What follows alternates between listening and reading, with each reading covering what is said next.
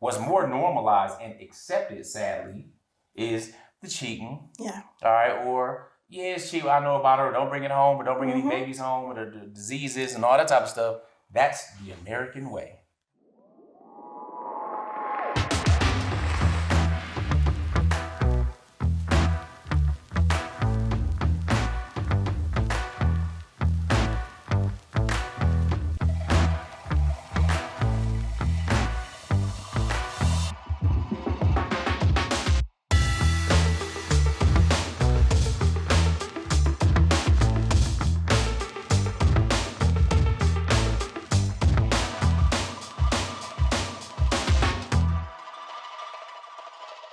Assalamu alaikum, I'm Coach Nazir.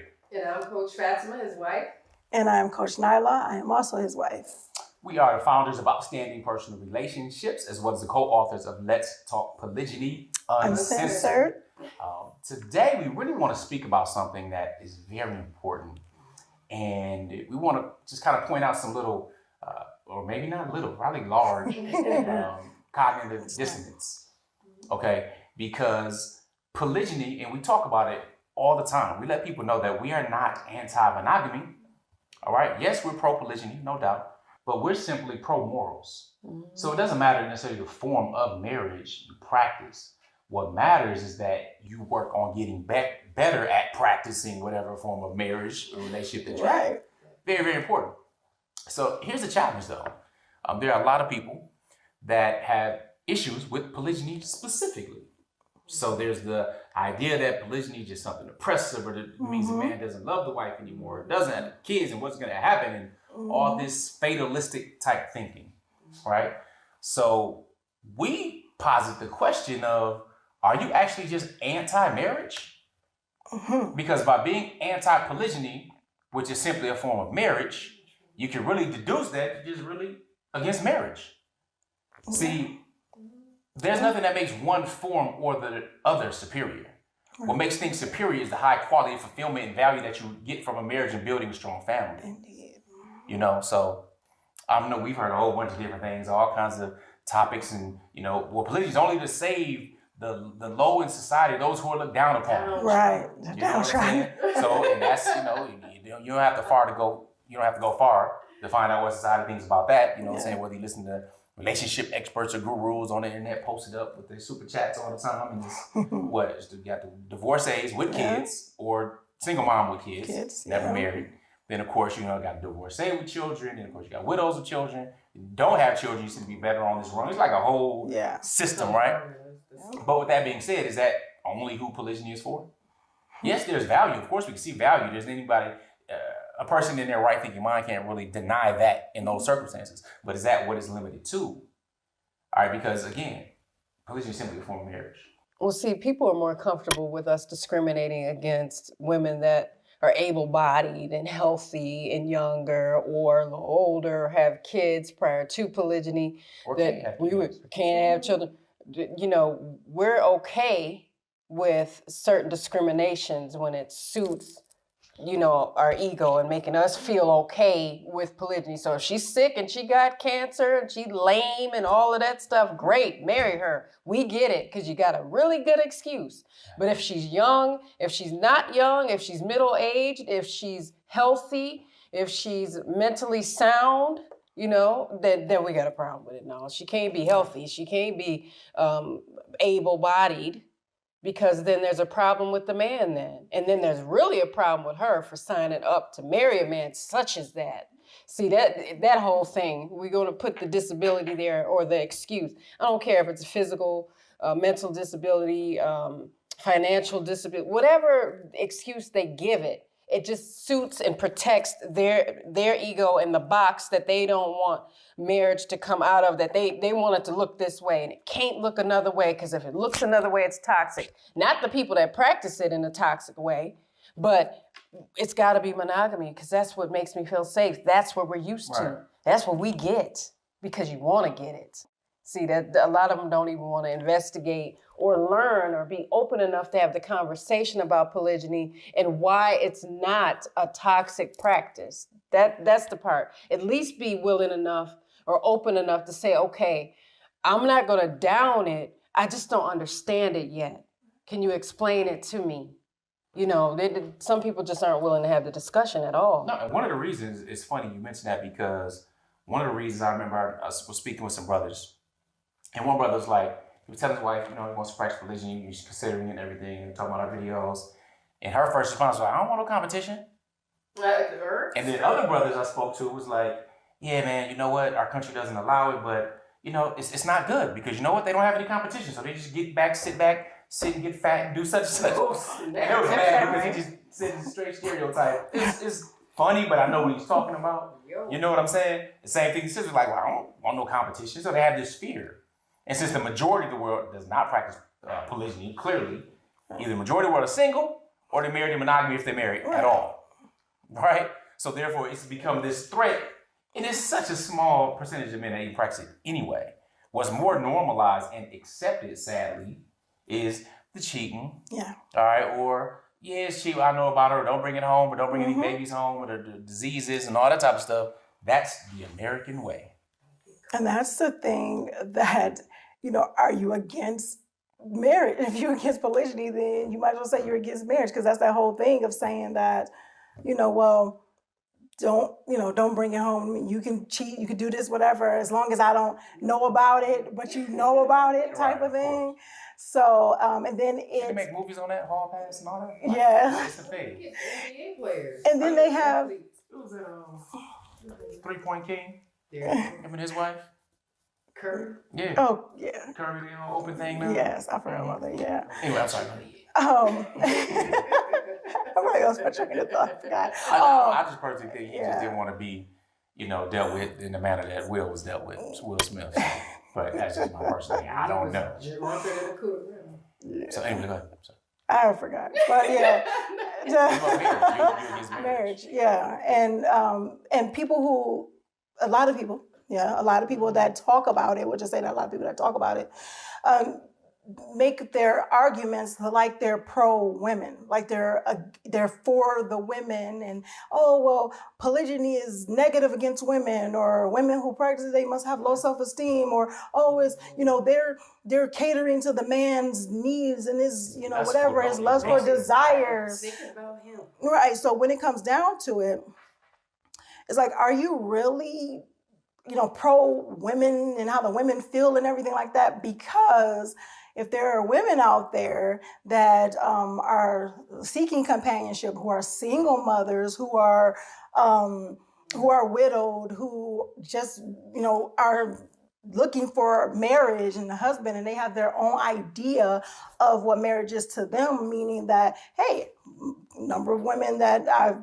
heard from and talked to was like, hey, I got a career already, have this other stuff. Polygyny would be like awesome for me because, you know, he won't be, you know, constantly with me all the time, type of thing, or, you know, as often as a monogamous, I guess, husband would be, or something like that in their mindset. However, that's what these women are saying. They're not oppressed. They're not, you know, delusional. They're not crazy. This is well-rounded women who want these specific things. However, it's like, no, they couldn't possibly want that, because that doesn't seem right. Because that means you want a husband that don't love you, because if he loved you, then he wouldn't be with somebody else, or he wouldn't want to be with anybody else. Thinking that it has to be this cookie cutter type of way. However, there are other women out there that want this type of lifestyle and that understand the benefits of this lifestyle. We get the emails. We're not, you know, not making this up. Matchmakers. Oh yeah, we're definitely not Somebody matchmakers. said that you should make her the third. That fell out. So the thing is that, you know, are you really pro-women? You know, are you really, you know, understanding the plight of, you know, women out there and the challenges, and even when you go into the negativity part of the abuse rates and single parents and things as far as that, and children without fathers, or, you know, all these other things, you know, do you look at the bigger picture? Do you see that as a solution? Because if you don't, and if you're so against it and only thinking that this is a thing that benefits men, that is only about their lustful desires, then you are not looking at the big picture. Then you don't see the big picture. And how can you possibly be? Call it what it is. It ain't necessarily about the big picture. It's just being delusional. True. I mean, I'm true. being absolutely serious. It's not about the big picture, because if you don't see it, you're delusional. You don't, because Why it's there. Because in monogamy, look, people say, oh, you know what, I know somebody did this and the family broke up like this and this is what happened, this is what he did. And we don't like your anecdotal evidence, one, because it's not objective. Because the funny part is that, all right, you can be against polygyny because some man did it wrong, because it's always, the blame is usually on the men. But you're not anti-monogamy. And for every one example you can have in polygyny, since there's so few, you can have 5 or 10 in monogamy, but you're not talking against marriage or monogamy.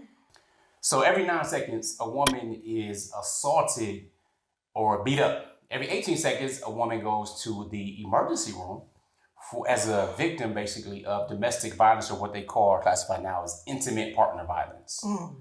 And these are relationships traditionally one-to-one. Now, of course, we know one-to-one relationships only means they're only with that one person. There's no such thing as cheating, outside children, diseases and alcoholism and other types of issues, right? That's what we mean by opening it up, talking about cognitive dissonance. So monogamy and polygyny, there's no one that's necessarily better than the other. The point is that they are both forms of marriage. So if you're against the one, then you're anti-marriage. You can't be pro-family and still be against one or the other. Doesn't make sense. Monogamy simply means one person's married to one other person. That's that. Polygyny means a man with multiple spouses. All right, we're talking about family-based, because under the guise of, under the umbrella of polygamy, you also have polyandry, which means a wife with multiple husbands. That's not something that's family oriented, building family and so on and so forth. And we don't practice it anyway, so that other people can talk on that. That's not us. All right, nevertheless, think about that. Are you having an issue with polygyny and you want to bring all these horror stories? Because people aren't talking about their horror stories when it comes to monogamy? When most challenges and, I didn't even know he was doing that to her. She was getting beat up, and this was happening at home. Look at the celebrities it comes with. Yes. We're looking at the outside, but we're not working on the inside. So our challenge is that we have to be able to think deeper and really question why we feel that way. And you guys talked about projection. Exactly. Before. We talk about our own insecurities and different challenges, and men that speak against it feel pretty much the same way.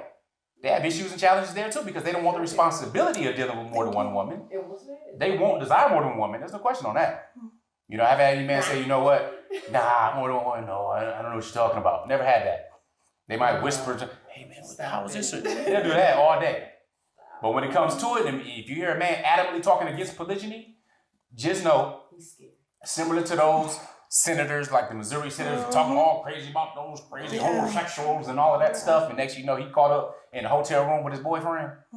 His whole family was astonished. Children, wife, everybody was embarrassed. And that's not a small incident that happens, all the way around the board. But our point is making sure that you're questioning what's causing you to be anti-marriage, because that's actually what it is. Exactly. Polygyny is neutral, monogamy is neutral. Another thing is, it just boggles the mind sometimes. I mean, for me, I'll speak for myself. The creationalism of making this fantasy husband that would never think of such practices. So I was having a conversation, and this was years ago, and this wife was adamant about, my husband would never, he ain't never done. And then she brought me in it. It was like, well, Fatimah said you do think about that. And I told her how wrong she was, and he was like, I do. Careful.